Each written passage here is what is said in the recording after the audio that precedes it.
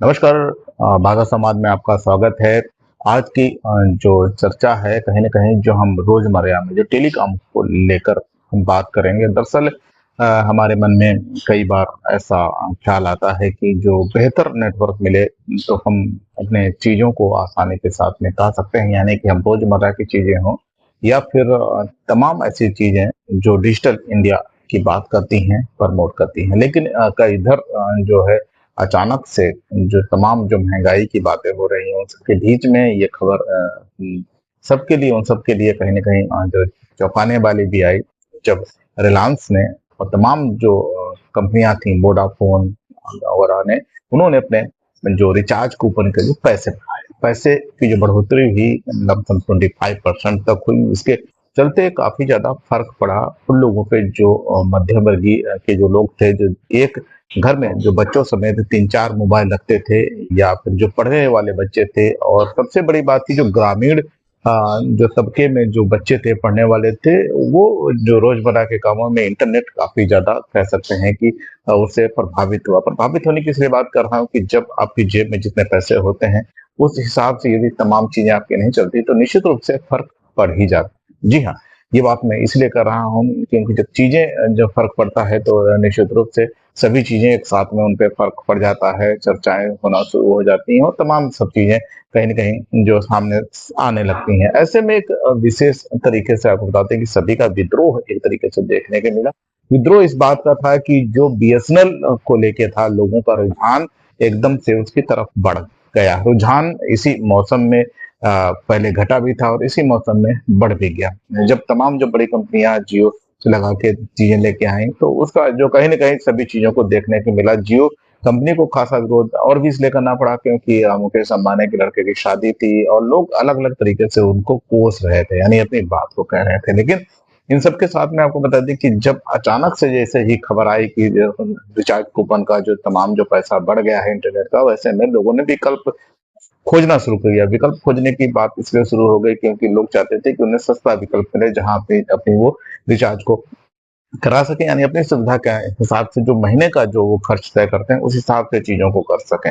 इसके चलते उन्होंने तमाम विकल्प को खोजना शुरू किया और उसका परिणाम ये रहा है कि खोजते-खोजते वो बीएसएनएल के पास में पहुँच गए। उस बीएसएनएल के पास में पहुँच गए जिस बीएसएनएल को लोगों ने छोड़ दिया। जी हाँ, दीवारें उसकी कच्ची हो चुकी थी, एक तरीके से कह सकते हैं कि बिल्कुल वो अकेला पड़ गया था, निजीकरण की बातें होने लगी, तमाम चीज़ें हुई। ऐसे में बीएसएनएल फिर से एक बार ज़ोरों से चर्चाओं में आ गया। टाटा के साथ में इसका कनेक्शन जोड़ा जाने लगा। टाटा एक भरोसेमंद जो उद्योग जो घराना है, जो कंपनी है, कह सकते हैं कि जो एक भरोसा कर सकते हैं, तो लोगों को लगा कि हाँ, चलो अब कुछ बेहतर होने वाला है, दाम भी नहीं बढ़ेंगे और उधर की तरफ वापसी कर सकते हैं। लेकिन इन सबके साथ में चर्चाएँ जब शुरू होती हैं, तो निश्चित रूप से आपके मन में तमाम सवालों के साथ में ये भी शुरू होता है कि क्या होगा, कैसे होगा, तमाम चीज़ें।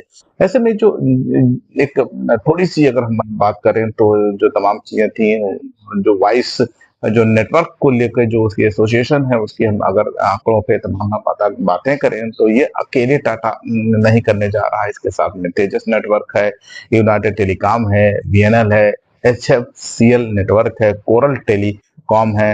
ये तमाम जो चीजें जो अचानक ये कंपनियां आई, यानी कि उस पूरे गठजोड़ के साथ में आएंगी और ये जो पूरा जो नेटवर्क है, ये बीएसएनएल उन्हें पूरी तरीके से प्रोवाइड कर रहा है, यानी उनके सहारे ही चलेगा। ये कोई अपना नेटवर्क बीएसएनएल कोई खुद नहीं खड़ा कर रहा है, ये टाटा के भरोसे ही एकदम फिर से अपने खड़ा करेगा। अब ये कितना चलता है, ये सब चीजें निश्चित रूप से एक बहस का विषय भी जरूर होंगी। ऐसे में जब लोग एक तरफ से रिलायंस को एक बार पहले भी छोड़ चुके थे, अब जियो को छोड़ने की बातें कर रहे हैं। उसके साथ में वोडाफोन भी, एयरटेल भी ऐसी कंपनियां हैं जो एक हाशिए पे आके टिक जाती हैं। अब वो कंपनियां अब पैसे को कम करती हैं, क्या करती हैं, ऐसे में ये देखने वाली बात जरूर होगी। लेकिन इनके साथ में जो पूरा जो कहकशां था, वो सैटेलाइट इंटरनेट को लेकर भी बात होने लगी। सैटेलाइट इंटरनेट किस तरीके से काम करेगा उसको लेके भी लोग खोजने लगे, सस्ते प्लान खोजने लगे। लेकिन एक इस सबके बीच में एक बहस जरूर शुरू हो गई।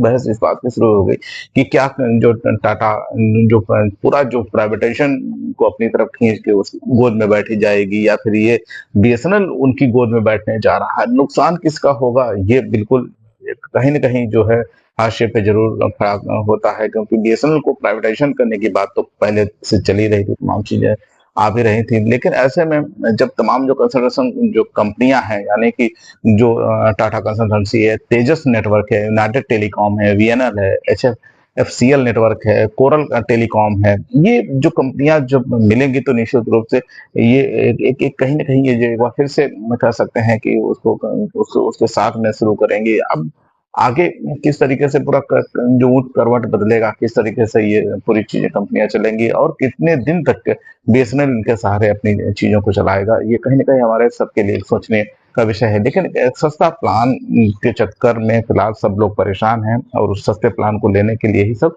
जद्दोजहद भी चल रही है। इन सब के बीच में अगर जियो सस्ता कर देता है, क्या फिर उसकी तरफ वापस जाएँगे, फिर वहाँ पर वापसी करेंगे, या फिर ये लड़ाई जो चल रही है ये जारी रहेगी? इस पूरी जो लड़ाई जारी होती है, लेकिन इसमें दिलचस्प बात ज़रूर होगी, क्योंकि बात ये होगी कि जो प्राइवेटाइज़ेशन जो चल रहा था उसके बीच की, और जो प्राइवेट कंपनियाँ जो टाटा के साथ में मिलकर जो 5 कंपनियाँ आ रही हैं, और जो इधर का जो पूरा जो चल रहा है खेला, ये किस तरीके से बहस को आगे बढ़ाएगा, विश्वसनीयता कितनी बीएसएनएल की बनी रहेगी, ये देखने वाली बात ज़रूर होगी। अब इनके साथ में ही एक दिमाग में सवालिया निशान ज़रूर उठता है कि क्या वास्तव में बीएसएनएल का पूरी तरीके से प्राइवेटाइज़ेशन किया जा रहा है, या फिर प्राइवेट कंपनियाँ जो हैं वो बीएसएनएल के सहारे अब भारत में प्रवेश करेंगी। इस निवेश और प्रवेश के बीच में नेटवर्क कितना मोबाइल का मजबूत होता है, इस पे ज़रूर कहीं न कहीं एक आने वाले समय में ज़रूर आवाज़